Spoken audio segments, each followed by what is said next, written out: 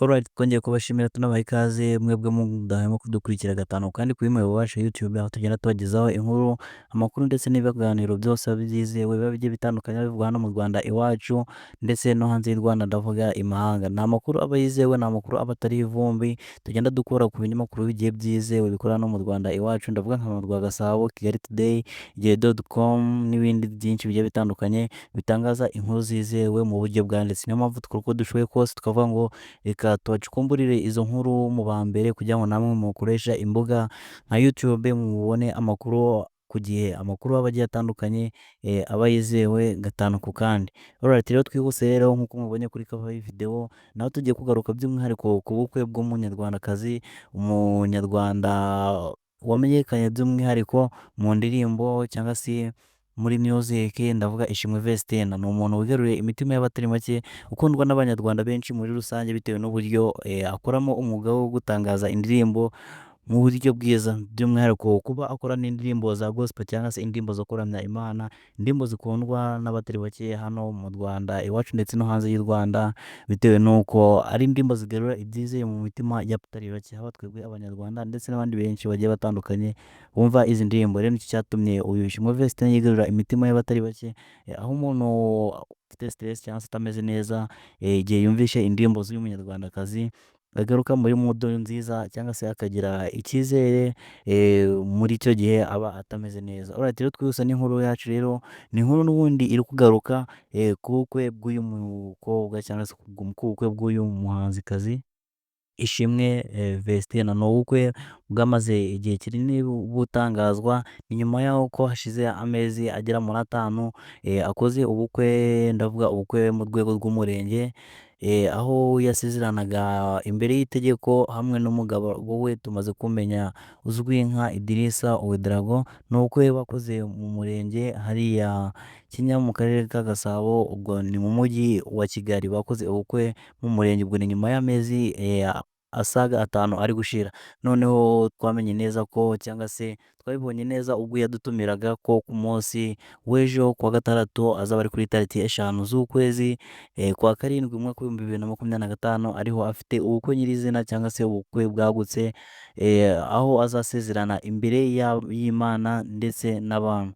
Rero twabibonye ku mbuga nkoranyambaga ze zigiye zitandukanye, ndavuga nka Instagram, aho yapostingaga ifoto ya save the date, aho yatumiraga abanyarwanda bose muri rusange, by'umwihariko abakunzi be cyangwa se abantu tumukunda. Yaradutumiye cyane ku munsi w'ejo mu bukwe bwe ngo tuzajye kumushyigikira twifatanye nawe mu birori. Rero ni inkuru nkeka ko twanagarutseho mu masaha yashize, aho twatangazaga gahunda y'ubukwe bwe ukuntu iteye ku munsi w'ejo.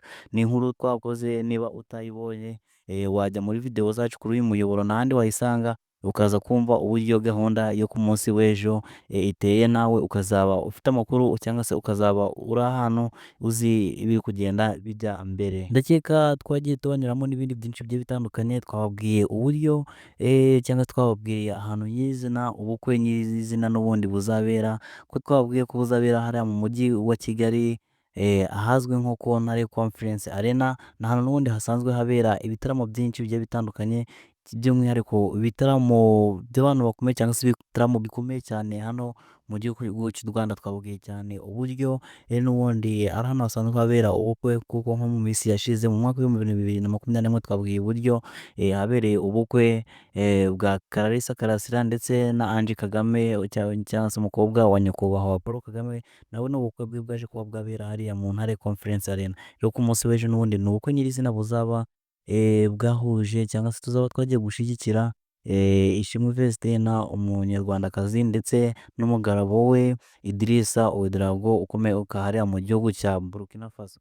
Rero mu izina rya Vestine cyangwa se mu izina rya nyir'ubukwe, muratumiwe mwese kugira ngo muzajye kumufasha kumushyigikira ku munsi w'ejo.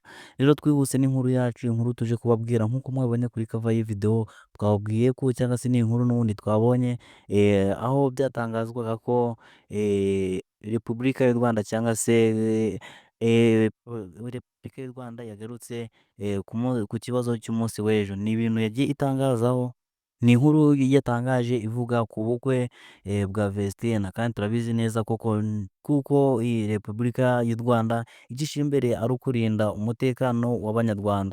Ni ikintu cy'ingenzi koko kugira icyo itangaza ku munsi w'ejo cyangwa se ku bukwe buzaba ku munsi w'ejo, nk'uko tubizi neza ko ari ubukwe buzahurirwamo n'abantu bagiye batandukanye, abantu benshi cyane. Tugarutse ahantu buzabera ni inyubako nini cyangwa se ni ahantu hanini cyane hakira umubare mwinshi munini w'abantu. Rero kuba ari ikintu kizahuza abantu benshi, rero ni ibintu by'ingenzi ko leta ya makinga shuwa neza cyangwa se yamenya neza ko ahantu ubukwe buzabera hafite umutekano ukomeye cyane, ko abantu bazahagana nta kibazo bazagira. Rero naho Repubulika y'u Rwanda cyangwa se leta y'u Rwanda yatangaga ubutumwa iri kuvuga ko hagomba kumenywa neza niba koko abantu bazahurira aho hantu bazaba bafite umutekano wuzuye. Abantu bamwe na bamwe ku mbuga nkoranyambaga bagiye bavugaho ibindi bintu bigiye bitandukanye, by'umwihariko nk'inkuru yari imaze iminsi ivugwa aho baba bari kuvuga ko amakuru azajya asoreshwa. Ni inkuru ishaje ndakeka tuyizi cyane,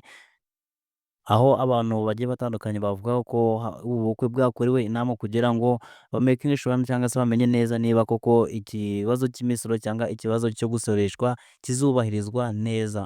Rero icyo ugomba kumenya cyangwa se impamvu nyamukuru yatangajwe cyangwa se ikintu cy'ingenzi, ikintu cya nyacyo leta y'u Rwanda yatangaje ku bukwe bwa Vestina cyangwa se ku bukwe buzaba ku munsi w'ejo, nta kindi uretse kubifuriza kuzagira ubukwe bwiza ndetse no kuzagira ibihe byiza cyane, ariko n'ubundi bakabasha kuba bamenya neza niba hariho umutekano wuzuye cyane, by'umwihariko ko hazahurirwa abantu bagiye batandukanye, abantu b'ibyamamare bamenyekanye cyane n'ubundi mu muzika cyangwa se mu ndirimbo zo mu bwoko bwa gospel, bazaba baje gushyigikira bagenzi babo by'umwihariko Vestina. Rero nicyo, nta kindi usibye icyo ngicyo leta yatangazaga kugira ngo bizabashe kuba byakubahirizwa ku munsi w'ejo, ndetse inababwira ngo muzagire ibihe byiza, muzagire umunsi mwiza. Nicyo rero, nta kindi leta y'u Rwanda yatangazaga, aho abantu bamwe na bamwe bagiye bagira impungenge bibaza ati se niba leta yaba igiye gushyiraho ikintu kigoranye cyangwa se ikintu kitari cyiza ku munsi w'ejo. Rero nta kindi usibye kubabwira cyangwa kubibutsa ko bagomba gukoresha ibishoboka byose kugira ngo babashe gutuma haboneka umutekano wuzuye ku munsi w'ejo. Rero nanone turabashimiye mwebwe twabanye by'umwihariko mu nkuru twabagezagaho aka kanya, kandi tunakwibutsa ko wowe uri mushya kuri uyu muyoboro, icyo tugusaba ari ugukanda subscribe kugira ngo utazajya ucikwa n'inkuru ndetse n'ibindi bintu byinshi tugenda tubagezaho umunsi ku wundi, biba biri update hano mu Rwanda iwacu. Nawe wowe dusanzwe tubana turagushimiye, uri umuntu w'ingenzi cyane, mukomeze kugira ibihe byiza cyane, kandi nimujye kurira interinete, natwe turira no kugira ngo tubashe kugenda tubacukumburira inkuru nyinshi zigiye zitandukanye ziba zivugwa buri saha, buri segonda, tugerageza kuzibatahura natwe tukaza kuzibagezaho. Icyo usabwa nta kindi ni ugukanda subscribe ndetse ukaguma uri update, interinete ya telefone yawe ikaguma ifunguye. Ciao ciao.